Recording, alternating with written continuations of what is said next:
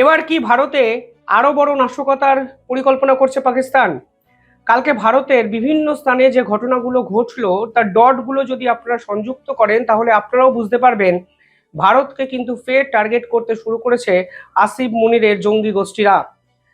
কিছুদিন আগে কলকাতাকে সরাসরি উড়িয়ে দেওয়ার হুমকি এসেছিল পাকিস্তানের পক্ষ থেকে, এবং এর পরেই ভারতবর্ষের একাধিক স্থানে যে ঘটনাগুলো সামনে আসে তাতে একটা জিনিস পরিষ্কার, যে এদের কেন্দ্রবিন্দুতে শুধু কলকাতা নয়, ভারতের একাধিক গুরুত্বপূর্ণ স্থান এবং সেই গুরুত্বপূর্ণ স্থানের ক্রিটিক্যাল ইনফ্রাস্ট্রাকচারগুলো। কালকে জরুরিকালীন বৈঠক কলকাতাতে অনুষ্ঠিত হলো, যা কিন্তু এই ঘটনাগুলো যে ঘটতে পারে এই সম্ভাবনাকে আরো জোরালো করে দেয়। এবং আজকে আমি আপনাদের ভিডিওতে ধাপে ধাপে এমন কিছু তথ্য বা খবর সামনে আনবো বা দেব, যেগুলো আপনারাও বিশ্লেষণ করলে বুঝবেন আমাদের সুরক্ষা কিন্তু বড়সড় প্রশ্নের মুখে দাঁড়িয়ে আছে, এবং আমাদের গোয়েন্দা দপ্তর, আমাদের সেনা দপ্তর, আমাদের সরকারি আধিকারিকরা ভীষণ মাত্রায় চেষ্টা করছেন পাকিস্তানের এই জঙ্গি সংগঠনগুলোর যাবতীয় ষড়যন্ত্র ভেস্তে দিতে। কি এমন হলো কালকে দিনভর? প্রথমত, কালকে জম্মু এবং কাশ্মীরে দুজন আমেরিকান নাগরিককে আটক করা হলো। এবার বিদেশি নাগরিকরা আমাদের দেশে এলে আমরা ভারতীয়রাও কেমন যেন একটুখানি হ্যাংলার মতো আচরণ করি, এবং বিভিন্ন ক্ষেত্রে আমরা দেখতে পাই যে বিদেশিদের একটু অতিরিক্ত প্রশ্রয় দেওয়ার মতো ঘটনা আমাদের দেশে হয়।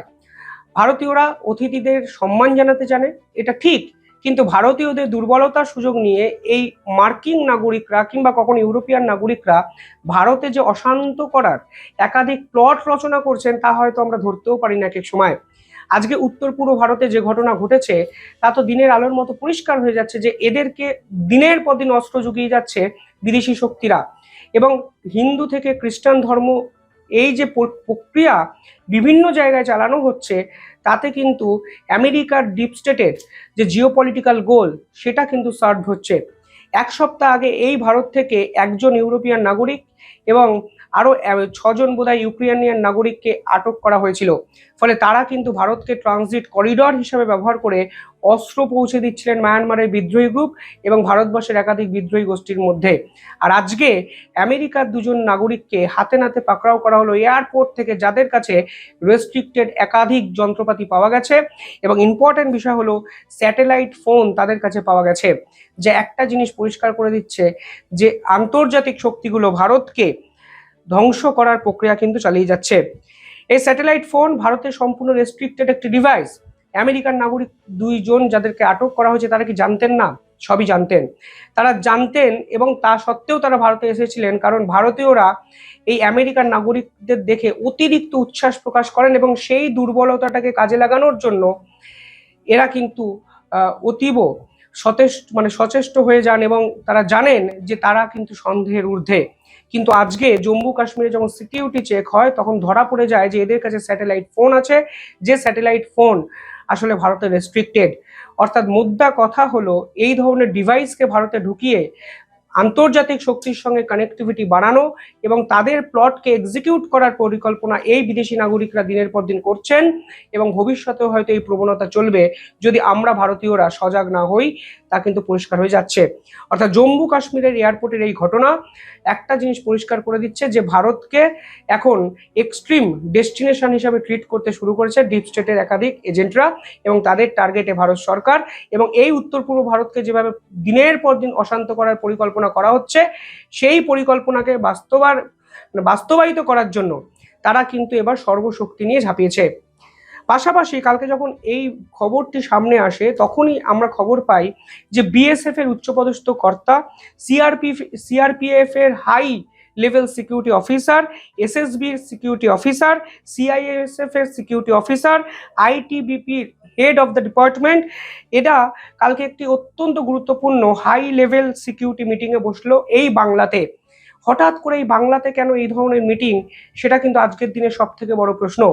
দেখুন, একটি জিনিস হতে পারে যে সামনে আসছে বিধানসভা নির্বাচন বাংলায়, তার সিকিউরিটির জন্য এই ধরনের তৎপরতা হয়তো আমাদের আমাদের এই গোয়েন্দা সংস্থা কিংবা আমাদের সিকিউরিটি অফিসাররা দেখাচ্ছেন। কিন্তু এর আগে কি বাংলায় কোনোদিন বিধানসভা নির্বাচন কিংবা লোকসভা নির্বাচন হয়নি? নিঃসন্দেহে হয়েছে। কিন্তু এই মিটিং আদতে শুধুমাত্র বিধানসভা নির্বাচনকে কেন্দ্র করেই কিনা সেটাও কিন্তু আজকের দিনে বড় প্রশ্ন। কারণ মাথায় রাখতে হবে, কিছুদিন আগেই কেন্দ্রের গোয়েন্দা রিপোর্টে কিন্তু পরিষ্কার হয়ে গেছিল যে এই বাংলাতে বড়সড় আক্রমণের পরিকল্পনা কেউ বা কারা করছে, এবং তারপরেই পাকিস্তানের পক্ষ থেকেও কিন্তু থ্রেট আসে। বেসিক্যালি বাংলাদেশের নির্বাচনের পর এই থ্রেট কিন্তু আরও বেড়ে যায়, কারণ বাংলাদেশের যে সীমান্তবর্তী অঞ্চল আছে এবং ভারতবর্ষের যে সীমান্তবর্তী অঞ্চল আছে, সেই সীমান্তবর্তী অঞ্চলের ডেমোগ্রাফিক্যাল একটা চেঞ্জ লক্ষ্য করেন গোয়েন্দারা। কারণ বাংলাদেশের সীমান্তবর্তী অঞ্চলের প্রত্যেকটি জায়গায় জিতেছে জামাতের মতো উগ্র মৌলবাদী গ্রুপ, যারা ভারতবর্ষের মালদা মুর্শিদাবাদের মতো জায়গায় ঢুকে বাংলার বিভিন্ন স্থানকে অশান্ত করার পরিকল্পনা করছে বলে গোয়েন্দা রিপোর্টে কিন্তু সামনে এসেছিল। আর এরপর এই ধরনের হাই ভোল্টেজ মিটিং একটা জিনিস স্পষ্ট করে দিচ্ছে যে বাংলাতে এমন কিছু হচ্ছে যা আমরা খালি চোখে দেখতে পাচ্ছি না, অথচ এর এর শিকড় কিন্তু অনেকটা গভীরে, এবং গভীর থেকে সেই শিকড়কে উৎপাটন করার জন্যই হাই লেভেল সিকিউরিটি অফিসাররা কালকে বাংলায় এলেন এবং একটি এমার্জেন্সি মিটিং কিন্তু কনক্লুড করলেন।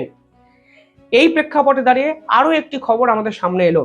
সেখানে বলা হলো, ভারত থেকে যে জঙ্গি গোষ্ঠী লস্কর ই তৈবার প্রধান নেতা উমার হারিস পালিয়ে গেছিল তার ট্রেস পাওয়া গেছে, এবং এই পালিয়ে যাওয়াটাও কিন্তু অদ্ভুতভাবে হয়েছিল। এই উমার হারিস আসলে লস্কর ই তৈবার অন্যতম শীর্ষ কমান্ডার, যার দায়িত্বে পাঞ্জাব, হরিয়ানা, রাজস্থানের মতো জেলাগুলো ছিল, এবং দিনের পর দিন সেই জেলাগুলোতে টেরর নেটওয়ার্ক বিল্ড আপ করছিল এই উমার হারিস। পরবর্তীকালে জানা যায় যে আমাদের পাসপোর্ট অফিসের কিছু লুফলসকে কাজে লাগিয়ে তিনি আমার দেশ ছেড়ে চলে যেতে পেরেছেন। উমার হারিস নকল পাসপোর্ট ব্যবহার করেন, যে পাসপোর্টে তার নাম ছিল সাজাদ, এবং সেখানে তিনি নিজেকে রাজস্থানের বাসিন্দা হিসেবে দেখিয়েছিলেন। আসলে তিনি করাচির বাসিন্দা। 2012 সালে তিনি জম্মু কাশ্মীরে কোনো না কোনোভাবে ঢুকে আসেন। এরপর লস্কর ই তৈবারই গ্রাউন্ড অপারেটিভ একজনের তার মেয়েকে বিবাহ করেন, এবং সেই বিবাহটাও নাকি হয়েছিল জয়পুরে। এবং পরবর্তীকালে কিছুদিন আগে তিনি নাকি নকল পাসপোর্ট বানিয়ে তিনি দেশ ছেড়ে পালিয়ে যান, প্রথমে ইন্দোনেশিয়া, এবং কালকের গোয়েন্দা রিপোর্ট বলছে তার সর্বশেষ ডেস্টিনেশন হয়েছে সৌদি আরব। এবং এই পুরো বিষয়টি ভারতের পাসপোর্ট ওরিয়েন্টেড যে লুফলস, সিকিউরিটি লুফলস, সেটাকেও কিন্তু হাইলাইট করে। কিন্তু এই লস্কর ই তৈবারের একজন জঙ্গি পালিয়ে গেলেও বাকিরা যে ভারতের বিভিন্ন স্থানে ছড়িয়ে ছিটিয়ে নেই তাকে বলতে পারে। এবং বাংলায় বিধানসভা নির্বাচনের আগে যেভাবে পরিস্থিতি উত্তপ্ত হচ্ছে, বাংলাকে টার্গেট করবে না তারও কিন্তু কোনো নিশ্চয়তা নেই। ফলে এই প্রেক্ষাপটে দাঁড়িয়ে আজকে এই ধরনের হাই লেভেল সিকিউরিটি মিটিং বাংলার সুরক্ষার জন্য অত্যন্ত কনসার্নিং, এবং ভারতবর্ষের সুরক্ষার জন্য তো কনসার্নিং বটেই। কারণ শুধুমাত্র এক্ষেত্রে পাকিস্তানের জঙ্গি নেটওয়ার্কের কথা আমাদের সামনে আসে তা নয়, বৃহৎ আন্তর্জাতিক ষড়যন্ত্র, যে ষড়যন্ত্রে আমেরিকান নাগরিক, ইউরোপিয়ান নাগরিক, ইউক্রেনিয়ান নাগরিকরা ভারতবর্ষে আসছেন, এবং এই ধরনের রেস্ট্রিক্টেড ডিভাইস নিয়ে ভারতবর্ষের উত্তর পূর্ব অংশ এবং বিস্তীর্ণ স্থানকে অশান্ত করার চেষ্টা করছেন। তা কিন্তু মারাত্মক প্রবণতা। যাই হোক, আপনারা কিভাবে দেখছেন পুরো বিষয়টি কমেন্টে জানাবেন। যারা এই ভিডিও দেখছেন, ছোট্ট একটা অনুরোধ, নিয়মিত চ্যানেলে কমেন্ট করবেন, তাহলে আমাদের ভিডিও আপনাদের কাছে অবধি পৌঁছে যাবে, এবং চ্যানেলটিকে একটু সাবস্ক্রাইব করে রাখবেন পরবর্তী ভিডিওর জন্য। ধন্যবাদ।